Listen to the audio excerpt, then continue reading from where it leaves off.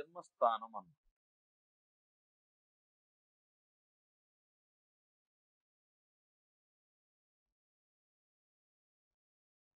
జన్మస్థానం అంటే శాతవాహనులకు సంబంధించిన జన్మస్థానం. అంటే వీళ్ళు ఎవరు అనేటువంటిది ఏ ప్రాంతానికి సంబంధించిన వారు అనేది మనం ఇక్కడ చూడాలి. శాతవాహనులు ఏ ప్రాంతానికి చెందిన వారు? ఫస్ట్ శాతవాహనుల యొక్క రాజ్యం చూసినట్లయితే ఇదంతా కూడా శాతవాహన రాజ్యమే అనమాట, ఆంధ్రదేశం. నెక్స్ట్ తర్వాత ఇక్కడ వచ్చేసి తెలంగాణ రాష్ట్రం. నెక్స్ట్ ఇదంతా కూడా మహారాష్ట్ర. నెక్స్ట్ ఇదంతా కూడా కర్ణాటక అనమాట. ఓకేనా, కర్ణాటక. ఇదంతా కూడా మనకి ఇదొక రాష్ట్రం, ఇదొక రాష్ట్రం, ఇదొక రాష్ట్రం, ఇదొక రాష్ట్రం. సో ఈ ప్రాంతాల్లో మనకు వీళ్ళు పరిపాలన చేయడం జరిగింది అనమాట. ఎవరు? శాతవాహనులు. సో కాబట్టి శాతవాహనుల జన్మస్థానం అనేది ఎన్ని సిద్ధాంతాలు ఉన్నాయంటే మనకి ఇక్కడ ఒకటి ఆంధ్రవాదము అంట. ఆంధ్రవాదం గురించి మనం డిస్కస్ చేయాలి. అంటే శాతవాహనులు ఆంధ్ర ప్రాంతానికి చెందినవారు అనడానికి కొన్ని మనం ఆధారాలు తీసుకోవడం జరుగుతుంది అనమాట. ఓకే, డిస్కస్ చేయడం జరుగుతుంది. నెక్స్ట్ రెండవది ఏంటంటే శాతవాహనులు అనేటువంటి వారు కన్నడ ప్రాంతానికి చెందిన వారుగా కొన్ని వాదనలు వినిపించడం కనిపిస్తుంది. శాతవాహనులు అనేటువంటి వారు విదర్భ ప్రాంతానికి చెందిన వారుగా చెప్తాం. విదర్భవాదము అని. శాతవాహనుల యొక్క జన్మస్థానము సో మహారాష్ట్ర ప్రాంతానికి చెందిన వారు వాళ్ళు అని చెప్పేసి వాదించేటువంటి సిద్ధాంతాన్ని మహారాష్ట్రవాదము అని చెప్తాం. ఓకేనా. సో శాతవాహనుల యొక్క జన్మస్థానము మీద ఏకాభిప్రాయం లేదని చెప్పొచ్చు అనమాట. ఒక అభిప్రాయం లేదు. కొంతమంది ఏమో చరిత్రకారులు ఆంధ్ర అంటున్నారు, కొంతమంది ఏమో కన్నడ దేశం అని పిలుస్తున్నారు, కొంతమంది ఏమో విదర్భ దేశం అని పిలుస్తున్నారు, కొంతమంది ఏమో మహారాష్ట్ర ప్రాంతం అని పిలుస్తున్నారు. అలా 4 రకాల సిద్ధాంతాలు మనకు కనిపిస్తాయి.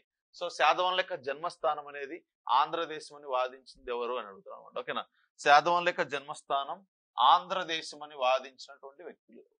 సో ఒకటి వచ్చేసి బార్జెస్ అనమాట. బార్జెస్ ఒకడు. నెక్స్ట్ తర్వాత బార్నెట్. Next V A Smith. ఓకేనా, విఏ స్మిత్. నెక్స్ట్ తర్వాత ఈజే రాప్సన్ అనమాట. రాప్సన్. వీళ్ళందరూ కూడా శాతవాహనుల యొక్క జన్మస్థానము ఆంధ్రదేశం అని వాదించినటువంటి వ్యక్తులు అనమాట. సో ఇక్కడ బార్జెస్, బార్నెట్, నెక్స్ట్ తర్వాత విఏ స్మిత్, ఈజే రాప్సన్ వంటి వారు శాతవాహనుల యొక్క జన్మస్థానం ఆంధ్రదేశం అని వాదించడం జరిగింది అనమాట. ఓకేనా. నెక్స్ట్ శాతవాహనుల యొక్క జన్మస్థానం కన్నడ దేశం అని చెప్పింది ఎవరు అని అడుగుతుంది. సో శాతవాహనుల యొక్క జన్మస్థానము కన్నడ దేశం అని వాదించింది ఎవరంటే సో వివి సుక్తంకర్ అనమాట. వివి సుక్తంకర్ అనే చరిత్రకారుని యొక్క అభిప్రాయం ప్రకారం సో శాతవాహనుల యొక్క జన్మస్థానం ఏమవుతుందంటే కన్నడ దేశం అవుతుంది అనమాట. ఓకేనా. నెక్స్ట్ శాతవాహనుల యొక్క జన్మస్థానం విదర్భ అని చెప్పింది ఎవరంటే సో మిరాసి అనమాట. మిరాసి. సో శాతవాహనుల యొక్క జన్మస్థానం విదర్భ అని చెప్పింది ఎవరంటే వివి మిరాసి అనమాట. శాతవాహనుల యొక్క జన్మస్థానము మహారాష్ట్ర. ఓకేనా.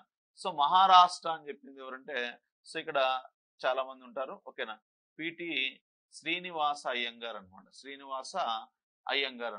సో పిటి శ్రీనివాస అయ్యంగార్ అనేటువంటి వ్యక్తి చెప్పుకోవచ్చు. ఓకేనా. సో చాలా మంది మనకి సో శాతవాహనుల యొక్క జన్మస్థానం మహారాష్ట్ర అనేటువంటి సిద్ధాంతాన్ని బలపరచడం జరిగింది అనమాట. ఓకేనా. సో ఆంధ్రవాదము, కన్నడవాదము, నెక్స్ట్ విదర్భవాదము, మహారాష్ట్రవాదము, ఈ 4 సిద్ధాంతాలను మనం ముందుకు తీసుకెళ్లాలన్నమాట. ఓకేనా. సో అప్పుడు ఒక్కొక్క సిద్ధాంతం గురించి మనం చదివినట్లయితే సో వీళ్ళ యొక్క జన్మస్థానం మీద ఒక క్లారిటీ వస్తుంది అనమాట. ఇప్పుడు అన్ని బుక్ లో మనం ఏం చదువుతామయ్యా, శాతవాహనుల యొక్క జన్మస్థానం ఆంధ్ర అని ఒక బుక్. ఆంధ్ర అంటే ఎవరు, సో ఏం చెప్పింది ఎవరు, శాతవాహనుల యొక్క జన్మస్థానం కన్నడ దేశం నుంచి చెప్పింది ఎవరు, విదర్భ అని చెప్పింది ఎవరు, నెక్స్ట్ మహారాష్ట్ర అని చెప్పింది ఎవరు, అంతవరకే ఉంటుంది కానీ క్లారిటీ ఇన్ఫర్మేషన్ అక్కడ ఉండదు అనమాట. ఓకేనా. సో కాబట్టి 4 సిద్ధాంతాలు అయితే ఉన్నాయి. సో ఆంధ్రవాదం అనడానికి ఏమేమి ఆధారాలు తీసుకున్నాము అనేది మనం చెప్తాం అనమాట. ఓకేనా. సో దాంతో ఇంకా క్లారిటీగా మనకు అర్థమయ్యే అవకాశం ఉంది అనమాట. సో నెక్స్ట్ ఇప్పుడు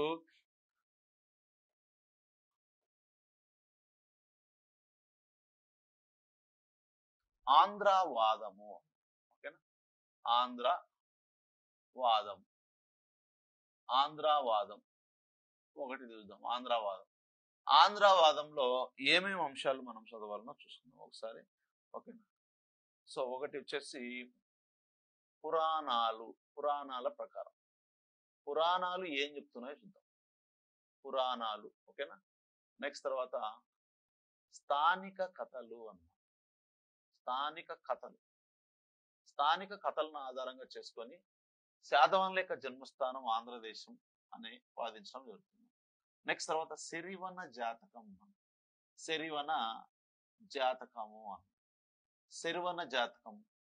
నెక్స్ట్ 4వ అంశం సుత్త పిటకము అనమాట.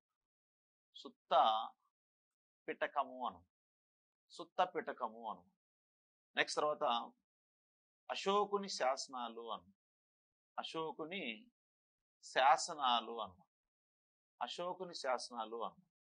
నెక్స్ట్ తర్వాత నాసిక్ కన్హేరి శాసనాలు అన్నమాట. సో నాసిక్ కన్హేరి శాసనాలు అన్నమాట. ఓకేనా, సో నాసిక్ కన్హేరి శాసనాలుగా మనం తీసుకుంటాం అనమాట. నెక్స్ట్ తర్వాత వచ్చేసి ప్రాకృత భాషను ఉపయోగించడము అనమాట. సో ప్రాకృత భాషను ఉపయోగించడం అనేటువంటి అంశం తీసుకుంటాం అనమాట. ఓకేనా, ప్రాకృత భాషను ఉపయోగించడం. నెక్స్ట్ తర్వాత 8వ అంశం ఏంటంటే సో మనకి వివి సుక్తంకర్ సిద్ధాంతము అనమాట. వివి సుక్తంకర్ ఏం చెప్పాడు, అసలు ఆంధ్రవాదాన్ని వ్యతిరేకించడం జరుగుతుంది అనమాట. నెక్స్ట్ బండార్కర్ ఏం చెప్పాడు. ఓకేనా, సో బండార్కర్ తర్వాత మనకి సో ఏముంటుందంటే రాయ్ చౌదరి. ఓకేనా, రాయ్ చౌదరి అన్నమాట. రాయ్ చౌదరి సిద్ధాంతం ఏంటి. నెక్స్ట్ తర్వాత శ్రీనివాస శాస్త్రి. ఓకేనా, శ్రీనివాస శాస్త్రి అనమాట. నెక్స్ట్ తర్వాత గోపాలాచారి సిద్ధాంతం. వీళ్ళందరి గురించి ఇక్కడ వీటన్నిటి ద్వారా మనకు ఒక ఐడియా వచ్చే అవకాశం ఉంది. సో ఒక్కొక్కటి నిదానంగా నీట్గా చెప్పుకుందాం. ఓకేనా, సో ఇక్కడ పురాణాలు తీసుకుందాం. ఓకేనా, పురాణాలు అనేవి ఎన్ని చెప్పుకున్నాం ఇప్పటి వరకు మనము? 18 రకాల పురాణాలు ఉంటాయని చెప్పుకున్నాం అనమాట. అత్యంత ప్రాచీనమైన పురాణం ఏమని చెప్పాము? మత్స్య పురాణము. దాని తర్వాత వాయు పురాణం అని చెప్పుకున్నాం అనమాట. ఓకేనా, మత్స్య పురాణం, వాయు పురాణం అనమాట. సో ఇప్పుడు ఆ పురాణాల్లో ఏం ప్రస్తావించబడింది అనేది మనకి ఇక్కడ ఇంపార్టెంట్ అన్నమాట. స్థానిక కథల ద్వారా సో ఏం సమాచారం అందబడతా ఉంది, సిరివన జాతకం ఏం చెప్తా ఉంది, సో సిత్తపిటకం అనే గ్రంథం ఏం చెప్తా ఉంది, అశోకుని శాసనాలు ఏం చెప్తున్నాయి, నెక్స్ట్ నాసిక్ కన్హేరి శాసనాలు ఏం చెప్తున్నాయి, ప్రాకృత భాషను ఉపయోగించడం అనేది మనకు యాక్చువల్ గా ఆంధ్రులు అనేటువంటి వారు ఉన్నారు కదా, వాళ్ళు ఆంధ్రులే శాతవాహనులు అయితే శాతవాహనుల భాష ఆంధ్ర భాష తెలుగు అయినప్పుడు సో ఆంధ్రులు శాతవాహనులు అయినప్పుడు శాతవాహనులు కూడా తెలుగు భాషను ఉపయోగించాలి. కానీ వాళ్ళు ఏ భాషను ఉపయోగిస్తారు? ప్రాకృత భాషను ఉపయోగించడం జరుగుతుంది అనమాట.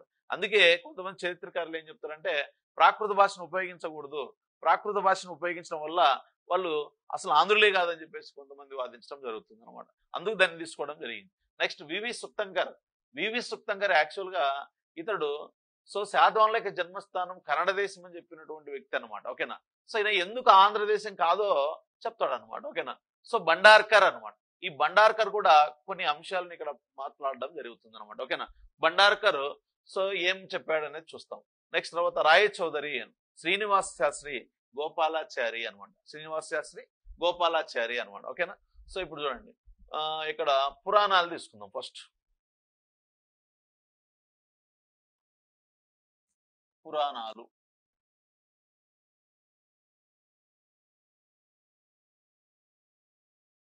అనేటి మొత్తం ఎన్ని ఉన్నాయి అంటే పురాణాలు మొత్తం ఎన్ని? 18 ఉన్నాయి అన్నమాట. ఓకే, మొత్తం పురాణాల సంఖ్య 18 అనమాట. సో కానీ ఈ 18లో తొలి పురాణం అయినటువంటి మత్స్య పురాణం, నెక్స్ట్ వాయు పురాణం. ఈ రెండు పురాణాలు ఎవరి కాలంలో సంకలనం చేయబడ్డాయంటే శాతవాహనుల కాలంలో సంకలనం చేయబడ్డాయి. శాతవాహనులు అని. ఈ శాతవాహనులు మొత్తం ఇలాంటి వాళ్ళు ఎంతమంది ఉన్నారంటే 30 మంది రాజులు ఉన్నారు. ఈ శాతవాహనులో మనకు 27వ వాడైనటువంటి ఓకేనా 27th మెంబర్ అయినటువంటి యజ్ఞశ్రీ శాతకర్ణి కాలంలో, యజ్ఞశ్రీ శాతకర్ణి కాలంలో, సో యజ్ఞశ్రీ శాతకర్ణి కాలంలో ఇక్కడ పురాణాల సంకలనం, మత్స్యవాయు పురాణాల సంకలనం జరిగింది అనమాట. ఓకేనా. సో ఇక్కడ మత్స్యవాయు పురాణాల సంకలనం జరిగింది కదా. అసలు ఏంటి సమస్య అంటే ఇక్కడ పురాణం తీసుకుందాం. ఓకేనా. పురాణం అనేది గ్రంథం తీసుకుందాం. ఇది మత్స్య పురాణమే అనుకుందాం. ఓకేనా. ఈ పురాణంలో ఏం ప్రస్తావించబడిందంటే ఆంధ్ర అనే పదం ప్రస్తావించబడింది. ఏ పదం ప్రస్తావించబడింది? ఆంధ్ర అనే పదం ప్రస్తావించబడింది అనమాట. ఓకేనా. సో ఆంధ్ర అనేటువంటి పదం ప్రస్తావించబడింది. మరి ఇంకొక పదం ఏముంది అంటే ఆంధ్ర భృత్యులు అనే పదం కూడా ప్రస్తావించబడింది. ఆంధ్ర పదము, ఆంధ్ర భృత్యులు అనేటువంటి పదం ప్రస్తావించబడింది అనమాట. సో ఆంధ్రులకు భృత్యులు అంటే ఆంధ్రులకు సామంతులు అని అర్థం అనమాట. ఎవరు? శాతవాహనులు. శాతవాహనులు ఆంధ్రులకు సామంతులైన ఉండాలి అంటే ఇక్కడ ఆంధ్రులు శాతవాహనులు ఒకరన్నా కావాలి, లేదా ఆంధ్రులు వేరు శాతవాహనులు వేరన్నా కావాలి, లేదా ఆంధ్రులు అనేటువంటి వారు శాతవాహనులకు సామంతులైనా కావాలి, లేదా ఆంధ్రులకు శాతవాహనులు సామంతులైనా కావాలి. అంటే ఆంధ్రులు శాతవాహనులకు సామంతులన్నా కావాలి, లేదా శాతవాహనులు ఆంధ్రులకు సామంతులన్నా కావాలి. సో అలా మనం అర్థం చేసుకోవాలి ఇక్కడ. ఓకేనా. సో కాబట్టి ఇక్కడ ఆంధ్ర అనే పదం ఎందులో మెన్షన్ చేయబడింది అంటే మత్స్య పురాణంలో మెన్షన్ చేయబడింది. ఆంధ్ర అనేటువంటి వర్డ్ ఉంది అనమాట. ఓకేనా. సో మత్స్య పురాణంలో ఏ పదాలు ఉన్నాయి? సో ఆంధ్ర అనేటువంటి వర్డ్ ఉంది, ఆంధ్ర భృత్యులు అనేటువంటి వర్డ్ ఉంది అన్నమాట. ఓకేనా.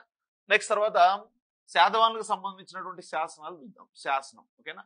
శాతవాహనులకు సంబంధించిన శాసనాలు చూసినట్లయితే శాతవాహనులకు సంబంధించిన నాణేలు ఈ రెండింటినీ కూడా మనము తనిఖీ చేసినట్లయితే, దాన్ని చెక్ చేసినట్లయితే, సో ఇక్కడ చూడండి. సో ఇక్కడ ఏముంది? ఈ నాణ్యాల్లో కానీ ఈ శాసనాల్లో కానీ ఒక పదం ఉంది. దాని పేరే శాతవాహన. ఓకేనా. లేదా శాతకర్ణి లేదా శాతవాహన అనేటువంటి పదం ఇక్కడ మెన్షన్ చేయబడింది. కానీ శాతవాహనుల యొక్క శాసనాల్లో ఆంధ్ర అనే పదం ఎక్కడా కనిపించదు అన్నమాట. ఆంధ్ర అనే పదం ఉండదు. ఆంధ్ర భృత్యులు, ఆంధ్ర భృత్యులు అనేటువంటి పదం కూడా ఉండదు అనమాట. ఓకేనా. కానీ శాతవాహన పదం అనేది ఉండే అవకాశం ఉంది. అంటే శాతవాహనులకు సంబంధించిన శాసనాల్లో కానీ నాణ్యాల్లో కానీ ఏముంది? శాతవాహన అనే వర్డ్ ఉంది. ఓకేనా. ఆంధ్ర అనే వర్డ్ లేదు, ఆంధ్ర భృత్యులు అనేటువంటి పదము లేదు. ఓకేనా. అదే మీకు పురాణాలు తీసుకుంటే అంటే గ్రంథాల్లో తీసుకుంటే, గ్రంథాల్లో అంటే పురాణ గ్రంథాలలో మాత్రం ఆంధ్ర వర్డ్ ఉంది, ఆంధ్ర భృత్యులు అనేటువంటి వర్డ్ ఉంది. కానీ ఇక్కడ ఏం లేదంటే శాతవాహన అనేటువంటి వర్డ్ లేదు అనమాట. ఓకేనా.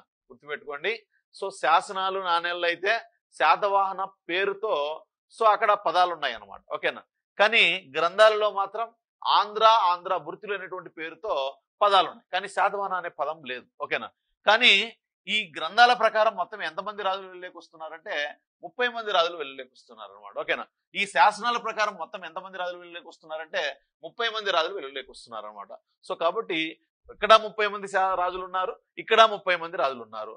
కానీ ఇక్కడ శాతవాహన అనే పేరుతో రాజులు ఉన్నారు, ఇక్కడ ఆంధ్ర అనేటువంటి పేరుతో రాజులు ఉన్నారు అనమాట. అంటే ఇక్కడ ఆంధ్ర రాజులు 30 మంది, శాసనాల నాలుగు ప్రకారం శాతవాహన రాజులు 30 మంది. ఓకేనా.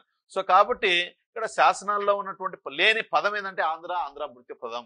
ఇక్కడ లేని పదం ఏదంటే పురాణాల్లో అదే మత్స్య పురాణంలో కానీ వాయు పురాణంలో కానీ సో గ్రంథాలలో లేని పదం ఏదంటే శాతవాహన పదము అనమాట. ఓకేనా. ఇప్పుడు సో దీని మీద పరిశోధన చేయడం కోసం వచ్చినటువంటి వారు ఎవరంటే బార్జెస్ అనమాట. ఓకేనా. బార్జెస్ బార్నెట్ అనమాట. సో బార్జెస్ బార్నెట్ వీళ్ళిద్దరు ఏం చెప్తారంటే అయ్యా ఇక్కడ మత్స్య పురాణంలో లేదా వాయు పురాణంలో ఉన్నటువంటి 30 మంది ఆంధ్ర రాజులు ఉన్నారు కదా, ఈ ఆంధ్ర రాజుల పేర్లు. ఓకేనా. నెక్స్ట్ శాసనాలు నాణ్యాల్లో ఉన్నటువంటి 30 మంది శాతవాహన రాజులు ఉన్నారు కదా, వాళ్ళ పేర్లు, ఆ పేర్లను ఈ పేర్లను రెండింటిని టాలీ చేస్తే 2 పేర్లు ఒకే విధంగా ఉన్నాయి కాబట్టి ఖచ్చితంగా వాళ్ళు వీళ్ళు ఒకటే అని చెప్తాడు అనమాట. అంటే ఇక్కడ శాతవాహన రాజులు 30 మంది, సో శాతవాహన ఆంధ్ర రాజులు 30 మంది, ఇద్దరు ఒకటే అని చెప్పుకోవడమేగా. సో కాబట్టి శాతవాహన రాజులు అంటే శాసనాల్లో ఉన్నటువంటి 30 మంది శాతవాహన రాజులు, సో గ్రంథాల్లో ఉన్నటువంటి అంటే పురాణాల్లో ఉన్నటువంటి 30 మంది ఆంధ్ర రాజులు ఇద్దరు ఒకటే. ఈ పేర్లు సో ఒకే విధంగా ఉన్నాయి చూడడానికి, అందుకే వీళ్ళిద్దరు ఒకటే. కాబట్టి శాతవాహన ఆంధ్రులు ఒకటే, వాళ్ళిద్దరు వేరు వేరు కాదని చెప్పేసి చెప్పినటువంటి వ్యక్తులు ఎవరంటే బార్జెస్ బార్నెట్ అనమాట. Burgess Barnett. ఓకేనా. నెక్స్ట్ తర్వాత వచ్చేసి సో ఇంకొకటి ఏంటంటే విఏ స్మిత్. ఇప్పుడు next V A Smith E J Rapson అనమాట. E J Rapson. ఈ విఏ స్మిత్ అంటే ఈజే రాప్సన్లు ఏం చేస్తారంటే వాస్తవంగా వీళ్ళు ఓకేనా ఈ శాతవాహన రాజులు ఏం చేశారంటే యొక్క వీళ్ళిద్దరు ఒకటే, ఓకేనా. ఈ 30 మంది రాజులు, ఈ 30 మంది రాజులు ఇద్దరు ఒకటే. వీళ్ళు కృష్ణా గోదావరి డెల్టా భూములలో, కృష్ణా నది గోదావరి నది యొక్క ముఖద్వారాల వద్ద, సో మధ్యలో ఉన్నటువంటి కృష్ణా గోదావరి డెల్టా భూముల్లో, అంటే ఆ కృష్ణా గోదావరి బేసిన్ నందు, సో నేటి గుంటూరు జిల్లాలోని సో అమరావతి లేదా ధాన్య కటకమును రాజధానిగా చేసుకొని వాళ్ళు పరిపాలన అందించడం జరిగింది అనమాట, ఓకేనా. సో అందుకే సో వీళ్ళ యొక్క వీళ్ళ యొక్క తొలి రాజధాని, వీళ్ళ యొక్క రాజధాని ఏమని తెలుస్తా ఉంది మనకి, సో యొక్క ధాన్య కటకం అని తెలుస్తా ఉంది అనమాట, ఓకేనా. సో ఈ విధంగా మొత్తానికి అయితే ఈ విషయాన్ని మొత్తం బార్జెస్ బార్నెట్ ఏం చెప్పారంటే, అందులో ఉన్నటువంటి రాజులు ఇందులో ఉన్నటువంటి రాజులు ఇద్దరు ఒకే విధంగా ఉన్నారని చెప్పారు అనమాట. ఇప్పుడు బార్జెస్ బార్నెట్ విఎస్ స్మిత్ ఈజర్ ఆప్షన్లు అందరూ ఏం చేస్తారంటే, సో మొత్తం మీద వీళ్ళు ఓకేనా కృష్ణా గోదావరి డెల్టా భూముల్లో ధాన్య కటకం రాజధానిగా చేసుకుని పరిపాలన అందించడం జరిగింది, ఓకేనా. సో పరిపాలించడం జరిగింది కాబట్టి శాతవాహనుల ఆంధ్రులు ఒకటే అని చెప్పడం జరిగింది అనమాట. సో వీళ్ళు చెప్పినటువంటి సిద్ధాంతాన్ని బలపరిచినటువంటి ఆంధ్ర రాజులు ఎవరంటే, ఆంధ్ర చరిత్రకారులు ఎవరంటే, ఒకరు గుత్తి వెంకట్రావు అనమాట, ఓకేనా. గుత్తి వెంకటరావు, గుత్తి వెంకట్రావు, నెక్స్ట్ మారేమండ రామారావు, మారేమండ రామారావు అనమాట, ఓకేనా. మారేమండ రామారావు, నెక్స్ట్ తర్వాత నేలటూరి వెంకటరమణయ్య అంట, నేలటూరి వెంకటరమణయ్య అనమాట, వెంకటరమణయ్య. సో ఈ విధంగా గుత్తి వెంకట్రావు, మారేమండ రామారావు, నేలటూరి వెంకటరమణయ్య అనేటువంటి ఆంధ్ర చరిత్రకారులు, ఆంధ్ర ప్రాంతానికి సంబంధించినటువంటి చరిత్రకారులు V S Smith E J Rapson Burgess బార్నెట్లు చెప్పినటువంటి సిద్ధాంతాలను యాక్సెప్ట్ చేయడం జరిగింది అనమాట, ఓకేనా. సో ఇది మనకు ఈ యొక్క శాతవాహనులు అనేటువంటి వారు ఆంధ్రులా కాదా అనడానికి చెప్పుకోవడం అనమాట, ఓకేనా. సో ఇక్కడ ఏం లేదు, పురాణాల సంఖ్య ఎంత, 18 పురాణాలు ఉన్నాయి. 18 పురాణాల్లో తొలి పురాణాలు, అత్యంత ప్రాచీనమైన పురాణాలు ఏంటి అంటే మత్స్య పురాణం, దాని తర్వాత వాయు పురాణం. సో ఈ పురాణాల సంకలనం అనేది ఎవరి కాలంలో జరిగిందంటే శాతవాహనుల కాలంలో సంకలనం జరిగింది. మరి శాతవాహనులు ఎంతమంది ఉన్నారంటే 30 మంది శాతవాహన రాజులు ఉన్నారు అనమాట. ఈ 30 మంది శాతవాహన రాజులు 27వ వాడు, ఆయన పేరు ఏం పేరంటే యజ్ఞశ్రీ శాతకర్ణి అనమాట. ఈ యజ్ఞశ్రీ శాతకర్ణి కాలంలోనే మత్స్యవాయు పురాణాలు సంకలనం చేయబడ్డాయి. ఆ మత్స్యవాయు పురాణాల్లో ఏముంది అనేది మనం ఇక్కడ చదువుతున్నాం. ఈ మత్స్యవాయు పురాణాల్లో ఆంధ్ర అనే పదం ఉంది, ఆంధ్ర భృతి అనేటువంటి పదం ఉంది, కానీ శాతవాహన అనే పదం లేదు అనమాట, ఓకేనా. కానీ శాతవాహన రాజులు విడుదల చేసినటువంటి శాసనాలు ఏవైతే ఉన్నాయో, ఎగ్జాంపుల్ మనకు నానాఘాట్ శాసనం కావచ్చు, నాసిక్ శాసనం కావచ్చు, కన్హేరి శాసనం కావచ్చు, మేఘధోని శాసనం కావచ్చు, ఇలా మనకు అనేకమైనటువంటి శాసనాలు, కొడవలి శాసనం కావచ్చు, ఈ శాసనాలన్నింటిలో ఏముంది, శాతవాహన అనే పదం ఉంది, కానీ ఆంధ్ర పదం కానీ ఆంధ్ర భృతి అనేటువంటి పదం కానీ మెన్షన్ చేసి లేదు అనమాట, ఓకేనా. సో ఆంధ్ర పదం కానీ ఆంధ్ర భృతి పదం కానీ మెన్షన్ చేసి లేదు.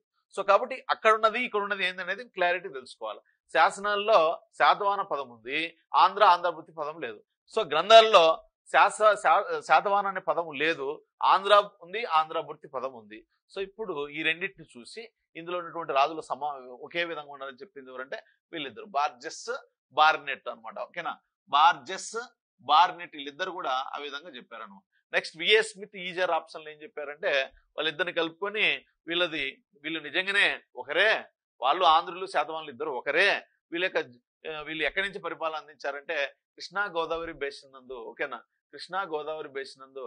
సో కృష్ణా నది పరివాహక ప్రాంతంలో ఉన్నటువంటి ఆ ధాన్య కటకం రాజధానిగా చేసుకొని పాలన అందించడం జరిగింది అని చెప్పేసి మనకు ఈ విషయాన్ని చెప్పడం జరిగింది.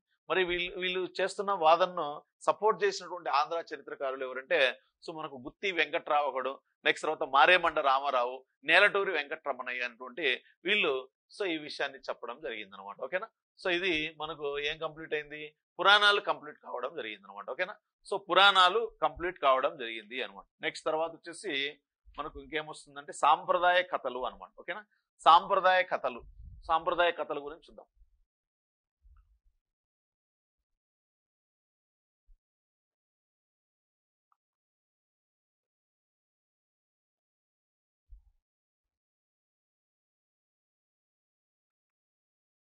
సాంప్రదాయ కథలు, వీటిని ఏమనిపిస్తామంటే స్థానిక కథలు అంటాం, స్థానిక కథలు.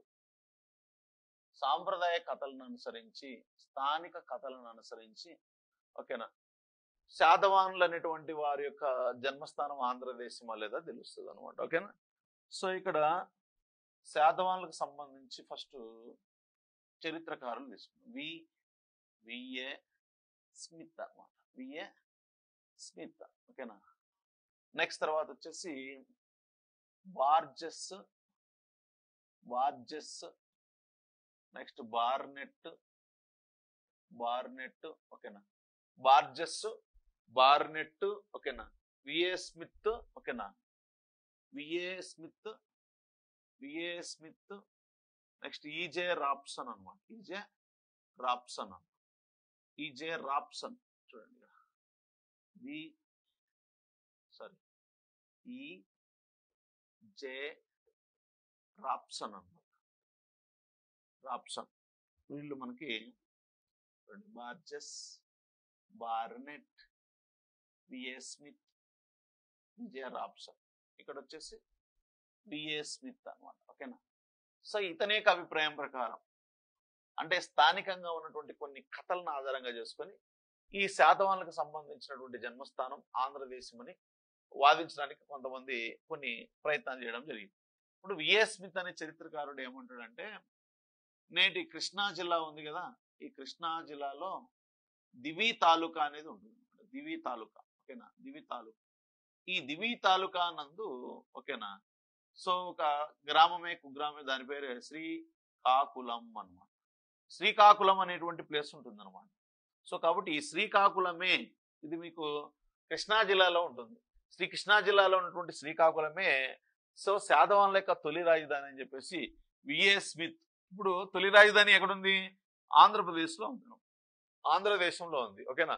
తొలి రాజధాని శ్రీకాకుళం అయితే ఖచ్చితంగా శాతవాహనుల యొక్క జన్మస్థానం ఏమైనట్టు? ఆంధ్రదేశం అయినట్టు కదా అని చెప్పేసి శాతవాహనుల యొక్క జన్మస్థానం శ్రీకాకుళం అని చెప్తూ, శాతవాహనుల యొక్క శాతవాహనుల యొక్క తొలి రాజధాని శ్రీకాకుళం అని చెప్తూ శాతవాహనుల యొక్క జన్మస్థానం ఆంధ్రదేశం నివాదించినటువంటి వ్యక్తి ఎవరంటే విఏ స్మిత్ అనమాట, విఏ స్మిత్ అనమాట, ఓకేనా. నెక్స్ట్ తర్వాత బార్జెస్, బార్నెట్లు and V A Smith, E J Rapson ఏం చెప్తారంటే శాతవాహనుల యొక్క తొలి రాజధాని శ్రీకాకుళము అవుతుంది, ఓకేనా.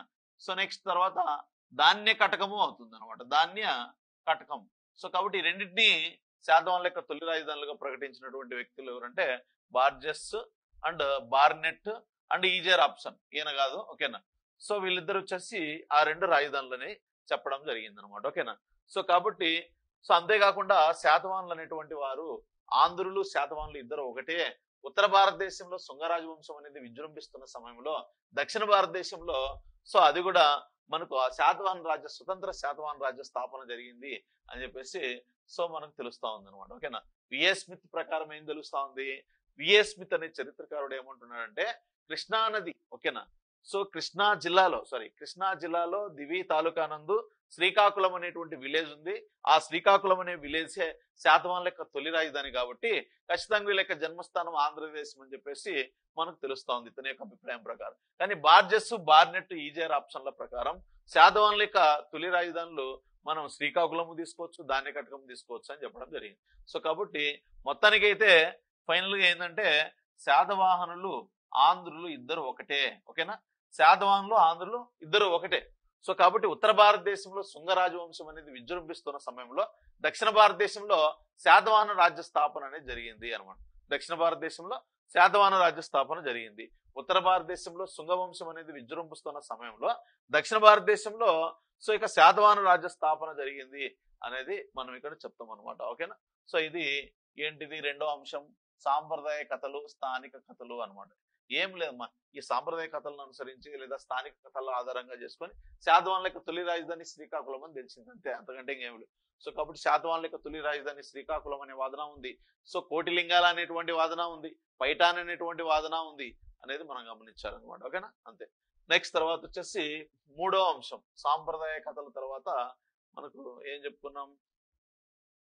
పురాణాల తర్వాత పురాణాలు కంప్లీట్ చేసుకోవడం జరిగింది, స్థానిక కథలు. నెక్స్ట్ తర్వాత శరివన జాతకం, సుప్త పిటకం, ఇది చూద్దాం, ఓకే.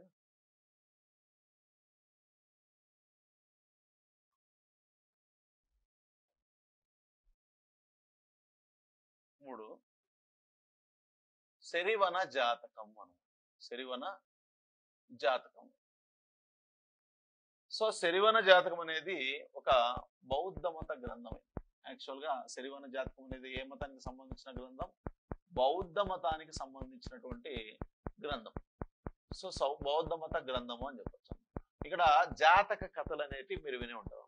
సో బుద్ధుని యొక్క జీవిత కథలనే జాతక కథలను చూస్తాం అనమాట. ఓకేనా. సో అలా జాతక కథలు, ముఖ్యమైనటువంటి జాతక కథలు ఏంటంటే సో శరివన జాతకం, భీమసేన జాతకము, సెడ్డంత జాతకము, శ్వేతగజ జాతకము. ఓకేనా. ఇలా మనకు జాతక కథలు అనేటివి ఉంటాయి అనమాట. సో ఈ జాతక టైల్స్ ఇవన్నీ కూడా పాలీ భాషలో ఉంటాయి అనమాట. ఓకేనా. జాతక కథలు పాలీ భాషలో మెన్షన్ చేయబడి ఉంటాయి. ఇలాంటి గ్రంథాలన్నీ కూడా బుద్ధుని యొక్క గ్రంథాలుగా చెప్తాం, బౌద్ధ మతానికి సంబంధించిన గ్రంథాలుగా చెప్తాం అనమాట. సో శరివన జాతకం అనేది కూడా ఒక బౌద్ధ మత గ్రంథమే అనమాట. ఓకేనా. ఈ శరివన జాతకంలో ఏం ప్రస్తావించబడిందంటే ఒక నది యొక్క ప్రస్తావన ఉంది. దాని పేరే తేలివాహ నది. ఓకేనా. ఏం నది యొక్క ప్రస్తావన ఉంది? తేలివాహ నది యొక్క ప్రస్తావన ఉంది అని. ఓకేనా. తేలివాహ నది యొక్క ప్రస్తావన. దాంతో పాటు ఏం ప్రస్తావించబడిందంటే సో ఒక నగరం యొక్క ప్రస్తావన ఉంది. దాని పేరే ఆంధ్ర నగరము అని. ఓకేనా. ఆంధ్ర నగరం. సో ఆంధ్ర నగరం యొక్క ప్రస్తావన ఉంది. ఓకేనా. నెక్స్ట్ తర్వాత తేలివాహ నది యొక్క ప్రస్తావన ఉంది. ఓకేనా. సో ఇక్కడ శరివన జాతకం బౌద్ధ మతానికి సంబంధించిన బుక్. ఓకేనా. సో ఈ గ్రంథంలో తేలివాహ నది యొక్క ప్రస్తావన ఉంది. ఓకేనా. తేలివాహ నది యొక్క ప్రస్తావన ఉంది. నెక్స్ట్ తర్వాత తేలివాహ నదితో పాటు ఆంధ్ర నగరం యొక్క ప్రస్తావన ఉంది అనమాట. తేలివాహ నదితో పాటు ఆంధ్ర నగరం యొక్క ప్రస్తావన ఉంది అనమాట. సో ఇక్కడ ఈ ఏందో మనం చూద్దాం ఇప్పుడు. ఓకేనా. దీన్ని మనం డిస్కస్ చేయడం జరుగుతుంది. ఇక్కడ ఏంటంటే హెచ్సి రాయ్ చౌదరి, హెచ్సి రాయ్ చౌదరి అనమాట. హెచ్సి రాయ్ చౌదరి అనమాట. ఈయన గురించి మనం మాట్లాడుతాం. సో హెచ్సి రాయ్ చౌదరి ఏం చెప్పాడు, నెక్స్ట్ తర్వాత ఇక్కడ బండార్కర్ ఏం చెప్పాడు చూడాలన్నమాట. బండార్కర్. సో హెచ్సి రాయ్ చౌదరి, బండార్కర్ వీళ్ళిద్దరూ ఏం చెప్పారంటే శరివన జాతకంలో శరివన జాతకం అనేది ఒక బౌద్ధ మత గ్రంథం. ఈ గ్రంథంలో తేలివాహ నది యొక్క ప్రస్తావన ఉంది. ఆంధ్ర నగరం అనేటువంటి ఒక నగరం గురించి ప్రస్తావించబడింది. సో కానీ దీన్ని బాగా స్టడీ చేసినటువంటి హెచ్సి రాయ్ అండ్ బండార్కర్ ఏం చెప్పారంటే సో తేలివాహ నేటి ఆంధ్రదేశంలో ఓకేనా ఏ నది ప్రవహిస్తూ ఉంది? ఆంధ్రదేశంలో ప్రవహిస్తున్నటువంటి నదుల్లో ప్రముఖమైనది కృష్ణా నది అన్నమాట. ఈ కృష్ణా నదినే ఏమన్నాడంటే తేలివాహ నది అన్నాడు అనమాట. ఓకేనా. కృష్ణా నదిని తేలివాహ నదిగా మనం భావిస్తే ఓకేనా కృష్ణా నది ఒడ్డున ఉన్నటువంటి ఓకేనా కృష్ణా నది ఒడ్డున ఉన్నటువంటి విజయవాడ పట్టణం అనేది ఏమవుతుంది, ఏమయ్యే అవకాశం ఉందంటే మనకు ఆంధ్ర నగరం అయ్యే అవకాశం ఉంది. ఆంధ్ర నగరం. సో అంటే ఇక్కడ రాయ్ చౌదరి ఏం చేశాడంటే కృష్ణా నదిని తేలివాహ నదితో పోల్చడం జరిగింది అనమాట. విజయవాడను ఆంధ్ర నగరంతో పోల్చడం జరిగింది అనమాట. సో కాబట్టి ఇక్కడ మీకు కృష్ణా నది ఓకేనా తేలివాహ నది అనేటువంటి పేరు మెన్షన్ చేయబడుతుంది. డైరెక్ట్ గా కృష్ణా నది లేదు ఇక్కడ. సో కానీ హెచ్సి రాయ్ చౌదరి దీని మీద పరిశోధించి ఏమని చెప్పాడంటే ఈ తేలివాహ నది బహుశా కృష్ణా నది అయి ఉండవచ్చు. మరి కృష్ణా నది ఒడ్డున విజయవాడ పట్టణం ఉంది కదా, మరి ఆంధ్ర నగరం విజయవాడ ఎందుకు కాకూడదు అన్నాడు అనమాట. ఓకేనా. సో కాబట్టి ఇక్కడ క్వశ్చన్ ఏంటంటే కృష్ణా నది తేలివాహ నదిగా పేర్కొన్న చరిత్రకారుడు ఎవరు అని అడుగుతాం. లేదా కృష్ణా నదిని తేలివాహ నదితో పోల్చింది లేదా శరివన జాతకంలో ప్రస్తావించబడినటువంటి తేలివాహ నదిని కృష్ణా నదిగా ప్రస్తావించినటువంటి వ్యక్తి, కృష్ణా నదిగా చెప్పినటువంటి వ్యక్తి ఎవరంటే హెచ్సి రాయ్ చౌదరి అనమాట. ఓకేనా. నెక్స్ట్ తర్వాత ఆంధ్ర నగరమే విజయవాడ అని చెప్పింది ఎవరంటే హెచ్సి రాయ్ చౌదరి అనమాట. ఓకేనా. హెచ్సి రాయ్ చౌదరి అనమాట. నెక్స్ట్ తర్వాత బండార్కర్ అనేటువంటి వ్యక్తి ఏం చెప్తారంటే సో ఇక్కడ వాస్తవంగా బండార్కర్ సిద్ధాంతం కూడా ఏంటంటే సో మహానది అనేది ఒకటి ఉంటుంది అనమాట. మహానది. ఓకేనా. సో ఈ మహానది ఎక్కడుంది? ఒరిస్సా రాష్ట్రంలో ఉంది. ఓకేనా. సో ఒరిస్సాలో మహానది అనేటువంటి ఒక నది ఉంది అనమాట. ఓకేనా. ఈ మహానది యొక్క ఉపనది ఏంటంటే తెల్ నది అనమాట. ఈ తెల్ నది ఏమై ఉండవచ్చు? తేలివాహ నది అయి ఉండవచ్చు అనమాట. తెల్ నది తేలివాహ నది అయి ఉండవచ్చు అనమాట. నెక్స్ట్ తర్వాత మహానది యొక్క సారవంతమైన భూముల్లో ఉన్నటువంటి కళింగ దేశం ఉంది కదా, ఆ కళింగ దేశానికి దక్షిణ దిక్కులో ఉన్నటువంటి ప్రాంతమే ఆ యొక్క ఆంధ్రదేశం. ఈ ఆంధ్రదేశంలో ఆంధ్ర నగరం ఉందని చెప్పేసి చెప్పినటువంటి వ్యక్తి బండార్కర్ అనమాట. ఓకేనా. సో బండార్కర్ అనేది ఏం చెప్తున్నాడంటే మహానది యొక్క ఉపనదుల్లో ఒక ఉపనది తెల్ నది అనమాట. ఈ తెల్ నదే బహుశా ఏమై ఉండవచ్చు? తేలివాహ నది అయి ఉండవచ్చు. సో మరి తేలివాహ నది ఒడ్డున్నటువంటి ఆంధ్ర నగరం అంటే సో దాని పక్కనే కాదు. ఓకేనా. సో ఈ తేలివాహ నది ఒడ్డున్నటువంటి ఆంధ్ర నగరం లేదా ఆంధ్ర నగరం అనేది ఎక్కడుందంటే మనకు తెల్ నది. ఓకేనా. తెల్ నది మహానదికి ఉపనది. ఆ తెల్ నదే తేలివాహ నది అయి ఉండవచ్చు. కానీ ఆంధ్ర నగరాన్ని ఎలా ఉందంటే కళింగ ప్రాంతానికి దక్షిణాన ఉన్నటువంటి ఆంధ్రదేశంలో ఆంధ్ర నగరం యొక్క ప్రస్తావన ఉందని చెప్పినటువంటి వ్యక్తి ఎవరంటే బండార్కర్ అనమాట. ఓకేనా. సో బండార్కర్ ఇది శరివన జాతకానికి సంబంధించినటువంటి అంశం. నెక్స్ట్ తర్వాత వచ్చేసి సుత్త పిటకము అనమాట. సో సుత్త పిటకము అనమాట. సుత్త పిటకం. సో సుత్త పిటకం అనే గ్రంథం ప్రకారం మనం ఏం చదవబోతున్నామంటే సుత్త పిటకం ఉత్తర భారతదేశంలో